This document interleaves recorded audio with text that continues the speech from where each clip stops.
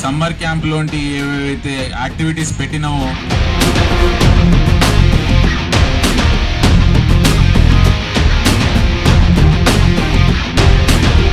దానివల్ల పిల్లల మానసికంగా ఆరోగ్యంగా మానసిక ఉల్లాసంగా ఉండడానికి మంచి అవకాశం ఉంది. కాబట్టి ఈ టీవీలకు రీల్స్కి వీటన్నిటికీ దూరం పెట్టి ఈ 15 రోజులు ఏవైతే 2 సెషన్లు ఉన్నాయో